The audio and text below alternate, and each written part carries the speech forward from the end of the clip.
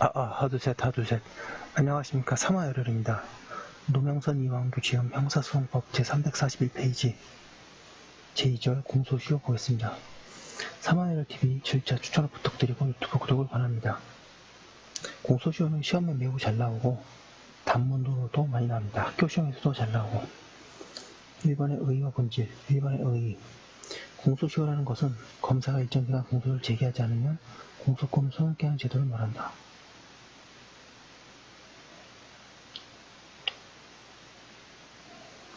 따라서 시효가 완성된 사건에 관해서는 검사는 시효 완성을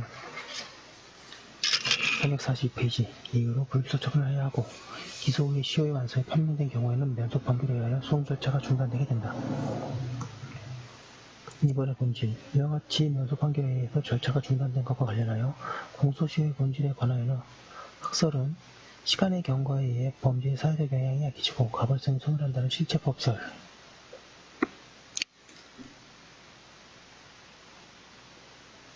시간의 경과에 의해 증거가 흩어지고 공정한 재판이 불가능하게 된다는 소송법설, 양자의를 경합적으로 인정하는 결합설 등의 대립이 있다.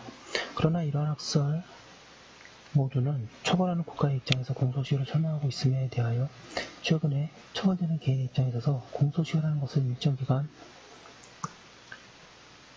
국가가 공소권을 행사하지 않았다는 상태를 전제로 시효 완성에 의해서 개개의 법적 지위 안정을 도모하는 제도라는 시민소송법설이 유력하게 주장되고 있다. 헌법재판소는 공소시효의 실질을 국가행정권의 소멸이라는 형의 시효와 마찬가지로 실체법서인 성질을 갖고 있다고 한다.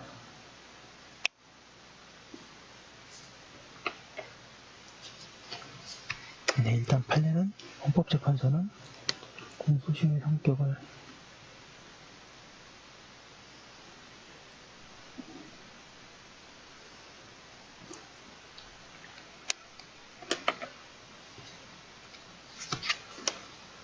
결국 실의 경과로 범죄에 의한 사회적 영향이 미약하게 되었다고 하는 실체적 이유와 증거가 흩어짐으로써 공정한 재판이 곤란하다고 하는 절차적 이유를 종합하면서 기존의 사회적 사실관계의 존중을 그 근저에 두고 있다고 보면 상당하다. 범죄가 발생하기 때문에 일정 기간 당해 범죄의 존재로서 사회적 사실이 축적되고 그 사이에 소추하지 않은 채 진행하고 있다면 역시 그러한 기존 사실을 번복할 수 없게 되는 제도이기 때문이다. 따라서 신소송법이 타당하다. 신소송법설. 교수님께서 주장하시는 신소송법설.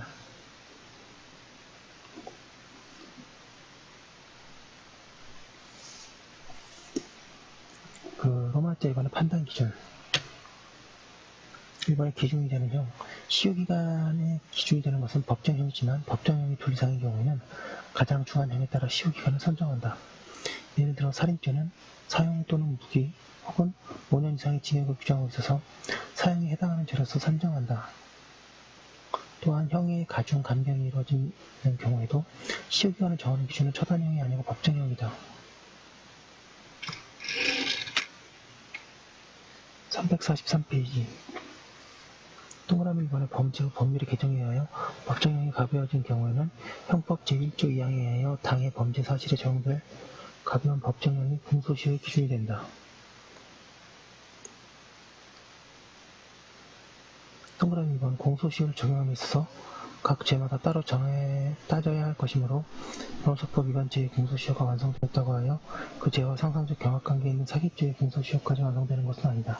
교사범 또는 종범의 경우 정범형을 기준으로 한다.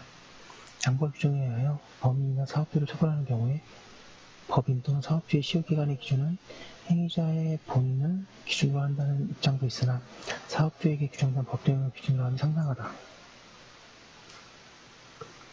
공소장 변경 시에는 공소시효의 적용 기준은 변경된 범죄 사실을 기준으로 판단하여야 한다.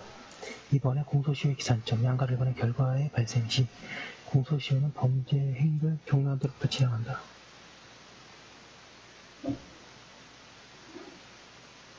범죄 행위를 종료한 때의 의미에 대해서 행위시설과 결과시설을 대립할 수 있으나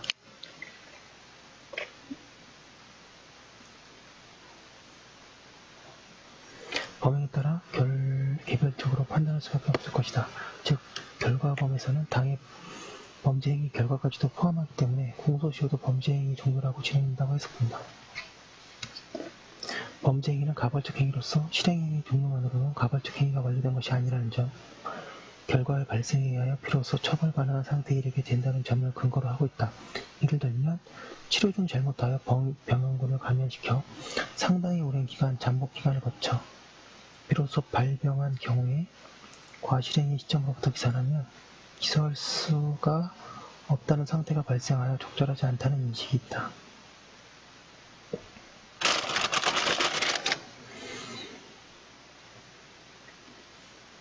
동그라미 1번에 교량분개 사고에 있어서 업무상 과실치사罪공소시효도 교량분개 사고로 인하여 피해자들의 사상이 이르는 결과가 발생함으로써 비로소 범죄행위가 종료하고 그때부터 공소시효가 진행한다.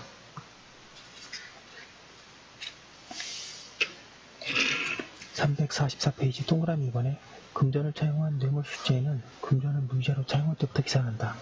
그러나 거동범 미수범에서는 실행행위 종료 시부터 진행된다. 양가로 1번에 최종행위 종료 시 포괄일죄의 공소시효는 최종의 범죄행위가 종료된 때부터 진행한다. 피고인의 위 각 업무상 횡령행위는 그 횡령액의 합계가 102억 원에 달하는 포괄하여 특정 경제공작 가중 처벌 등에 관한 법률 제3조 1항 1호의 위반죄를 구성한다고 할 것이고, 또 위 범죄에 대한 공소시효 기간인 10년도 위 각 업무상 횡령행위를 저지른 때부터가 아니라 그 최종 범행일인 1996년 6월 10일부터 일관하여 진행한다. 공범의 최종 행위가 종료한 때부터 모든 공범에 대한 시효가 기산한다.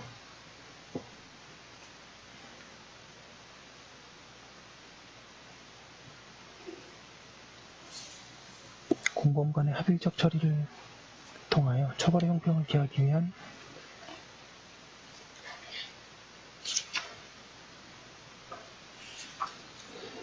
것이다. 같은 취지에서 공범이 기소되면 시효가 정지되는 것이라고 하였다. 양가로 3번의 공소장 변경의 경우 공소시효 적용 기준 시점 동그라미 1번에 공소장 변경의 경우에는 공소시효의 완성 여부는 당초에 공소시기가 있었던 시점을 기준으로 판단할 것이고 공소장 변경 시를 기준으로 삼을 것은 아니다. 동그라미 2번에 분묘 발굴죄로 공소가 제기된 범죄 사실에 대하여 예비적으로 매장 및 묘지 등에 관한 법률 위반죄를 추가하는 공소장 변경이 된 경우에도 마찬가지이다. 학설은 공소제기에 의해 검사가 소추 의사를 명시한 것은 특정된 공소사실의 하나고 명시하지 않은 공소시효에 관하여는 소추되지 않는 사실상태가 계속되고 있다는 점에서 반대하는 입장이 있다. 그러나 검사는 기소 후 언제라도 공소장 변경이 가능하기 때문에 공소장 변경 시를 기준으로 하게 되면 시효 완성의 유무 판단이 너무 유동적이라는 점에서 판례의 입장이 타당하다. 양가 4번의 공소시효의 특례 미성년자에 대한 성폭력 범죄의 공소시효는 피해를 당한 미성년자가 성년에 달한 날부터 진행하고 성폭력 범죄 등 일부 범죄에 대해서는 DNA 등 그 죄를 345페이지 증명할 수 있는 과학적 증거가 있는 경우에는 공소시효가 10년 연장된다. 나아가 형법상 가능한 살인치사죄, 성폭력 범죄 처벌에 관한 특례법 제9조 1항의 죄, 아동 청소년 성범에 관한 법률 제10조 1항의 죄에는 공소시효를 폐지하고 13세 미만의 사람 신체 또는 정신적 장애가 있는 사람에 대한 강간, 강제추행, 중간간, 중강제추행, 강간 등 상해, 치상, 강간 등 살인치사죄, 유사강간 죄 등의 죄에서는 공소시효 제도를 폐지하였다.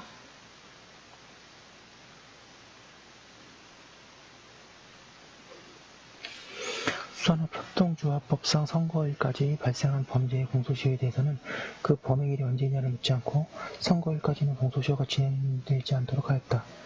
선거일 다음날부터 공소시효가 일괄하여 진행하도록 하였다.